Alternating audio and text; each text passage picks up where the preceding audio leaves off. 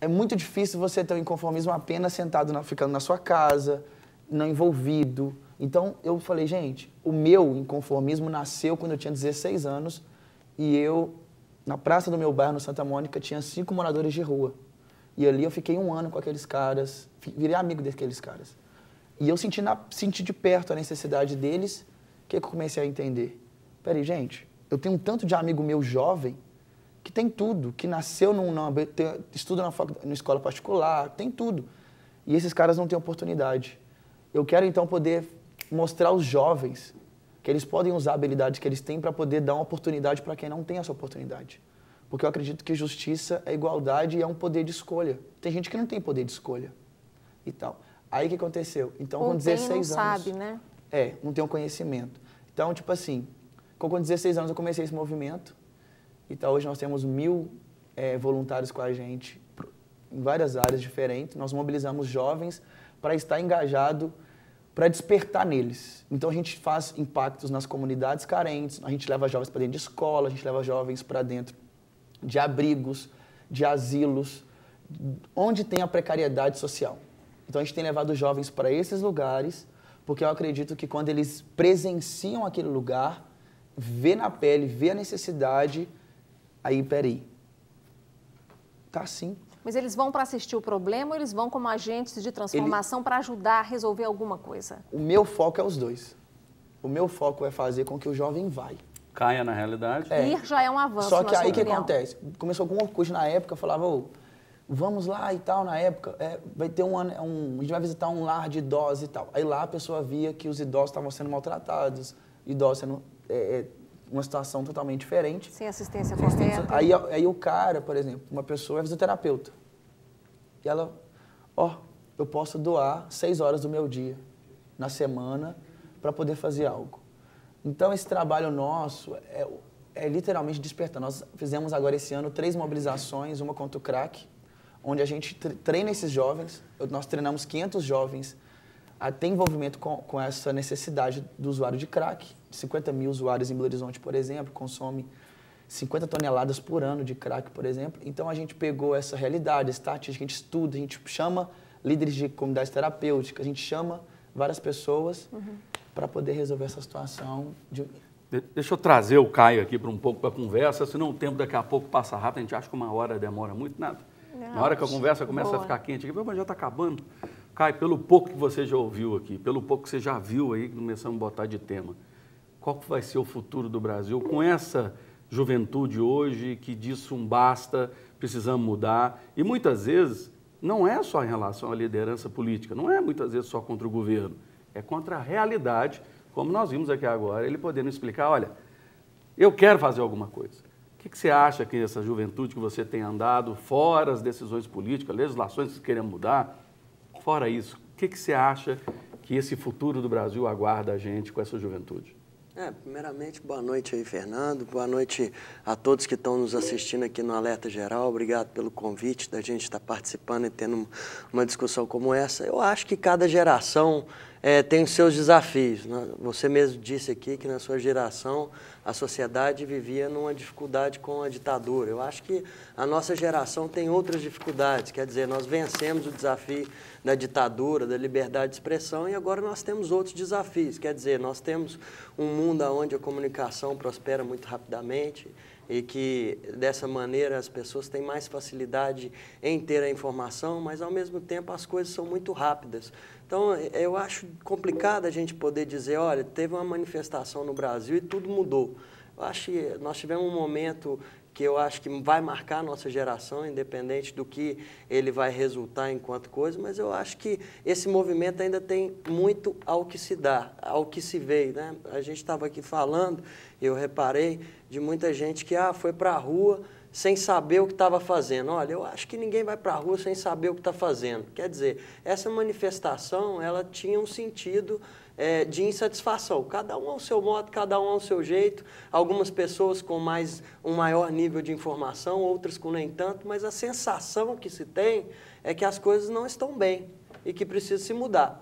Daí você questionar se é a questão do imposto, do sistema, dos partidos, é uma outra conversa, mas a sensação geral, ninguém sai para a rua para manifestar sem saber o que está fazendo. Quer dizer, o cara pode não saber o detalhamento do problema, mas ele sabe que as coisas podem melhorar. Muita gente foi porque a galera ia. Sai Tudo bem. Sai sim. Muita gente queria estar junto da turma. Tudo bem. Porque mobilizava, fazia o que fosse, depois ia muita gente pro boteco, ia todo mundo tudo bem, mas aonde que está o demérito do cara ter saído porque foi chamado por um amigo? Só que ninguém sai se não acreditar naquele motivo. Eu até concordo que entendeu? Agora, você questionar, mas assim, você questionar a pessoa, olha, ela não tem um nível de esclarecimento, por que ela está saindo? Ela tem um nível de esclarecimento dentro dela que eu estou insatisfeito, poderia estar melhor. Tem muita coisa que eu estou assistindo, talvez eu não entenda tanto, mas eu hoje acho que posso contribuir com a minha parte. Aí, se o cara saiu da manifestação e foi beber uma cerveja, qual que é o demérito disso? Ele foi fazer a parte dele, cada um se manifesta da maneira que fez. Agora, dizer que isso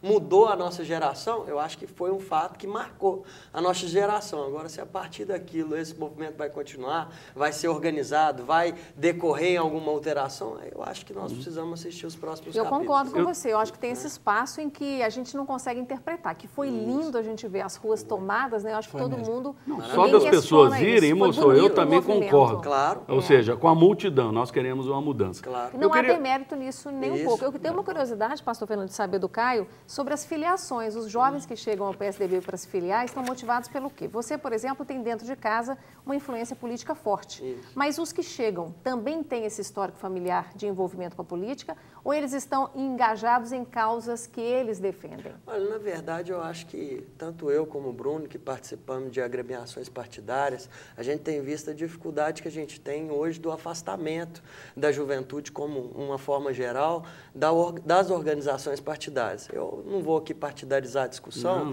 mas eu vou dizer de uma forma geral que a gente sabe. Os partidos hoje têm um afastamento da sociedade. Quer dizer, poucos partidos representam de fato uma ideologia. Hoje, né, você tem um sistema fisiológico que não representa e cada vez mais se distancia da população e da representação. Então, quer dizer, nós estamos vivendo uma crise de representação e na agremiação partidária. Então, quer dizer, para que serviria um partido? Para agremiar pessoas que têm o mesmo ideal e, a partir desse agrupamento, defender um projeto de poder, um projeto de transformação.